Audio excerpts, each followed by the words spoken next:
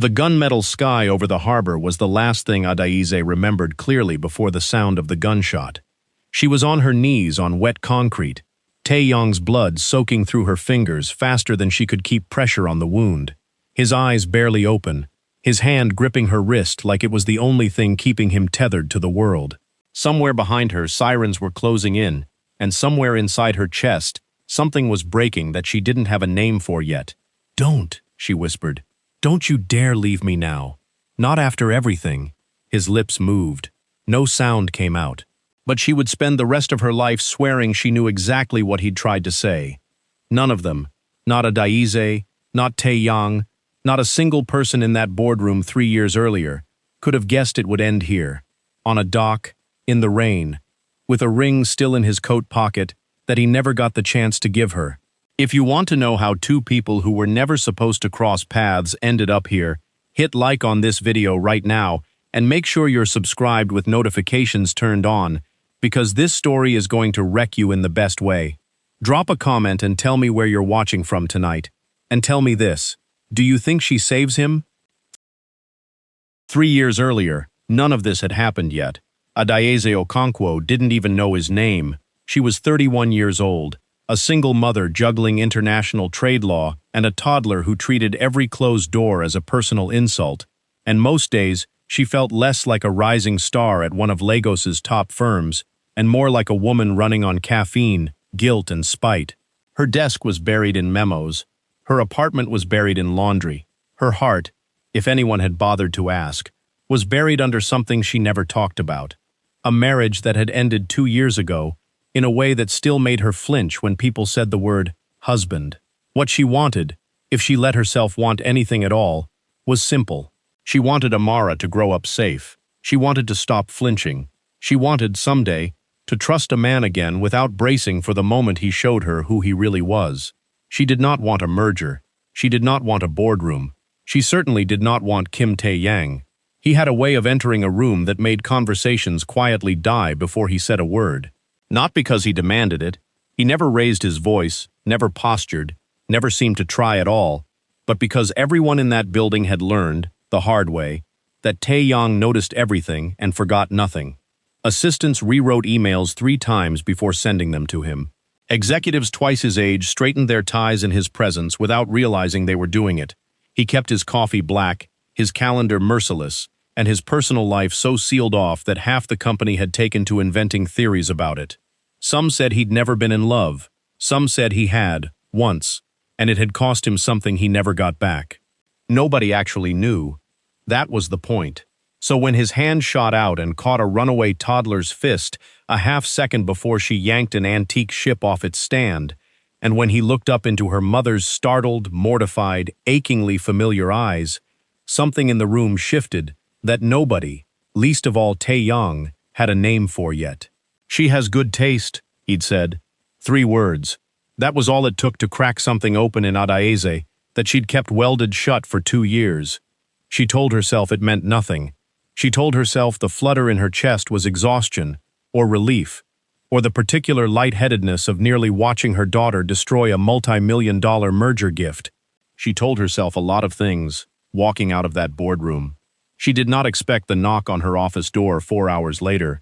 She did not expect to open it and find Taeyong standing there, tie loosened, an expression on his face she'd never once seen from him in 6 months of tense trade negotiations, something almost unguarded. "I need to ask you something," he said, "and I need you to know it has nothing to do with the merger." Her stomach dropped somewhere she wasn't ready to examine yet. Then what does it have to do with? He was quiet for a long moment, like the words cost him more than any deal he'd ever signed. "Have dinner with me." Not to talk business, just dinner. Adaize stood frozen in her own doorway, every instinct she'd spent 2 years building screaming at her to say no, and one small, stubborn, newly awake part of her whispering that if she said yes, nothing in her carefully guarded life was ever going to be the same again. The memo was 1 line long, and Adaize read it 4 times before she believed it. Effective Monday. A. Okonkwo reassigned to executive floor. Direct report. K. Taeyong. No context. No warning. Just her name, moved like a chess piece, next to his. She was already moving before she'd finished being angry about it, heels striking the marble in short, furious clips, memo crumpled in one fist, Amara's diaper bag swinging wild off her shoulder because there had been no time to drop her at the sitter, and honestly, fine. Fine. Let him see what he was signing up for. The elevator doors opened onto the 41st floor, and she marched straight through them, past Ji-woo's desk. He looked up, opened his mouth, thought better of it, and went back to his monitor with the studied neutrality of a man who had learned exactly when to disappear, and shoved open the door to Tae-young's office without knocking. He was standing at the window, jacket off, sleeves rolled, backlit by the flat gold wash of late afternoon coming off the glass towers across the street. The kind of light that made a person look carved rather than made, all clean lines and no visible effort. He turned, didn't look surprised, which somehow made it worse. "You reassigned me," Adaeze said, "without asking me. I asked HR. You didn't ask me. I'm asking you now." He said it evenly, but there, just at the corner of his mouth, something flickered, gone before she could be sure she'd seen it. "Do you want the position or not?" "That's not—" She stopped, exhaled through her nose, started again, quieter, angrier for being quieter. "That's not how this works. You don't just move people. People aren't—" Amara squirmed on her hip, reaching for his tie. "Ship rigging." "No." His eyes dropped to Amara, and the corner of his mouth finally won its argument, tipping up despite him. She already tried that once. "I'm serious, Tae-young." "So am I." He crossed the room, slow, unhurried, and reached out, not for Adaeze, but to steady Amara's grasping fingers before they could pull his tie loose entirely, his hand closing warm and careful over her small one. His voice dropped, losing its boardroom edge entirely. "You're good. Better than good. I watched you handle the Osaka contingency memo in 4 minutes flat while holding a diaper bag and half your sanity. I don't reassign people out of—" He stopped. "Out of what?" "Nothing. A beat. Out of charity." That wasn't what he was going to say, Adaeze thought, and the thought landed somewhere under her ribs and stayed there, warm and unwelcome. "I don't need charity," she said instead, chin up. "I know, quiet, certain. That's not what I'm giving you." The air between them went strange and taut, the kind of silence that had weight to it, and Adaeze found she'd stopped breathing at some normal rate somewhere in the last 10 seconds. Amara, blessedly unaware of adult nonsense, had already wriggled free and toddled toward the far corner, where she'd apparently decided the 2 potted plants flanking his bookshelf required immediate personal attention. "Kevin," she announced to the larger one, patting a leaf with great solemnity. "His name's not Kevin," Tae-young said, not looking away from Adaeze. "Kevin," Amara said again, more firmly, the way toddlers settle disputes, by simply repeating themselves until reality complied. "Kevin," Tae-young conceded, and something about the surrender, so total and so instant, undid Adaeze a little more than the view or the light or any of it. It was Thursday when it happened. Late, the building gone quiet, just the 2 of them and a spreadsheet neither of them was really looking at anymore, and they reached for the same printed page at the same moment, her hand landing half a second after his, fingers brushing knuckles, and neither of them pulled back. The room seemed to hold its breath along with them. Adaeze's pulse was suddenly very loud in her own ears. Tae-young wasn't looking at the page anymore. He was looking at her, jaw tight, something unguarded moving behind his eyes, that he usually kept locked 3 rooms away from anyone. Adaeze, just her name, low, almost a question. "I know," she whispered, not moving her hand. "Snack. Snack. Snack." Amara's voice cut through the office from the corner like a small, merciless alarm clock, and the moment shattered into something they could both laugh at instead of drown in. Tae-young's forehead dropping briefly against his own fist, a huff of breath that was almost a laugh. Adaeze pressing the back of her hand to her suddenly warm cheek and turning away before he could see it. "Saved by the snack," he muttered. "Don't," she said, laughing despite herself, already crossing to dig through the diaper bag. "Don't you dare make that a thing." Her phone buzzed against the desk. Unknown number. U.S. country code 3 missed calls already stacked above it that she hadn't noticed until now. She looked at it a beat too long. Then she turned the screen face down, smiled at Amara, and didn't answer it. By the end of that week, the second plant had been named Susan. Amara had a drawer of her own in his credenza, stocked with crayons, and one suspiciously chewed stapler. And Ji-woo had taken to referring to the executive floor as the nursery, in a tone that suggested he found the entire situation both delightful and mildly threatening to office decorum. The office had gone quiet by the time Adaize found him, that particular hush that settled over glass towers after 7, when the cleaning carts started their slow rounds and the overhead lights dimmed themselves in sections, as if the building itself were exhaling. Taeyang stood at the window with his jacket off, sleeves rolled, one hand braced against the frame like he was holding the glass up rather than the other way around.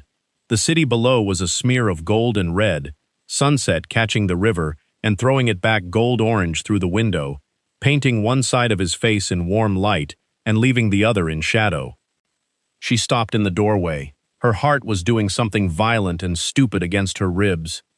"I need to tell you something," she said, "and I need you to let me finish before you say anything, because if you interrupt me, I don't think I'll get through it." He turned. Something in his face braced itself. Okay. There was a marriage. The words came out too fast, tumbling over each other. Years ago. A visa thing. A favor for a friend.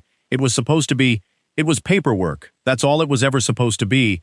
And then her family situation changed and mine changed, and neither of us ever. She stopped, pressed her palm flat against her sternum, like she could physically hold the rest of the sentence in.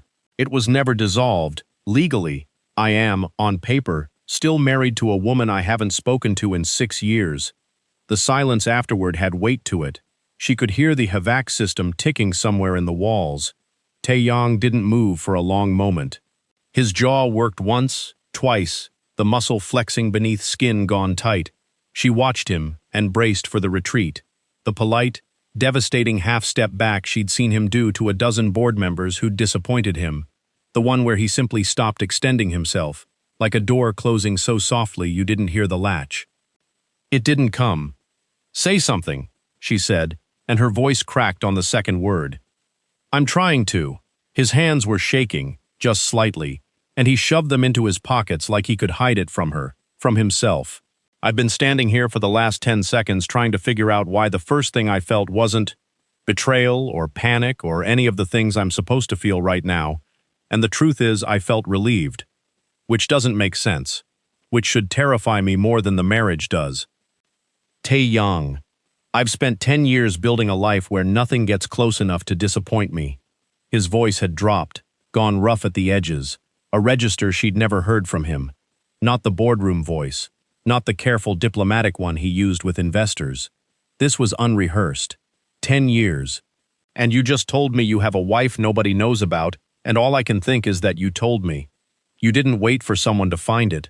You walked in here and you told me yourself." He exhaled, short and unsteady. "I don't know what to do with that. I don't know what to do with you." Her eyes stung. "That's not a real sentence. You can't just—" The dock smelled like salt and diesel, and the wind coming off the water had teeth in it, whipping Adaize's hair across her face as she stepped out onto the weathered planks beside Taeyang. Overhead, the sky had gone the color of a bruise, heavy clouds stacked low, the last gray light of evening leaking out at the horizon like something dying slowly. Somewhere a halyard was clanging against a mast, an uneven metallic rhythm that set her teeth on edge.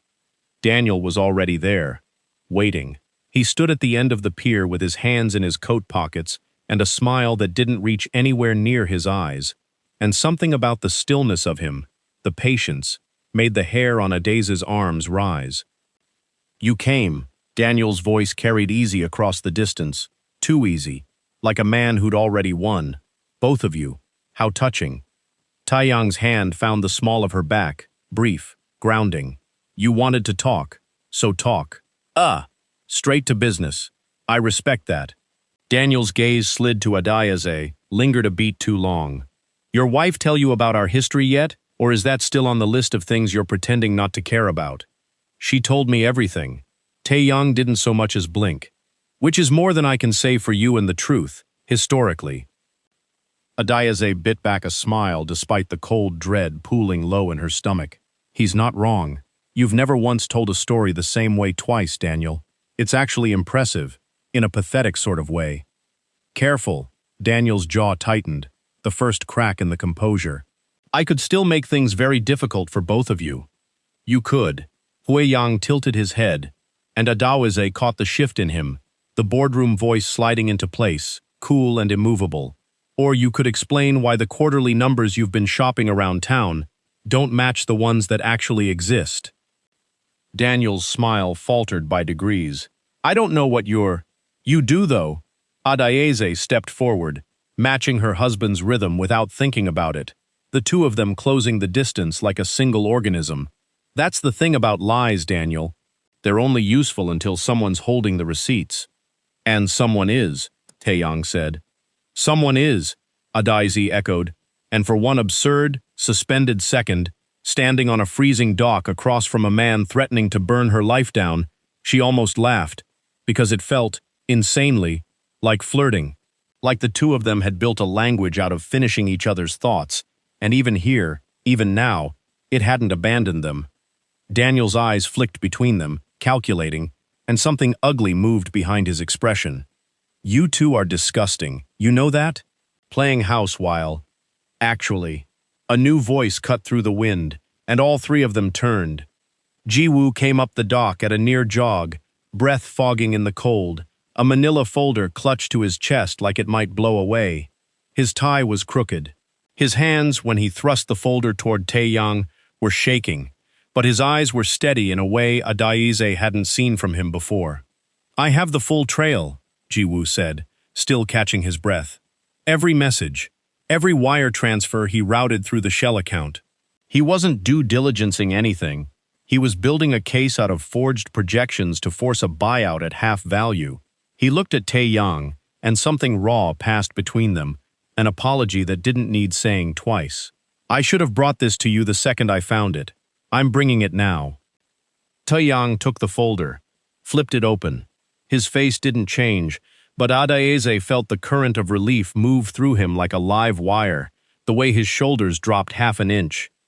This is fabricated, Daniel said. Too fast, too loud. It's time-stamped, Jiwoo said. Server side. It's not fabricated. It's just inconvenient. For a moment, Daniel said nothing.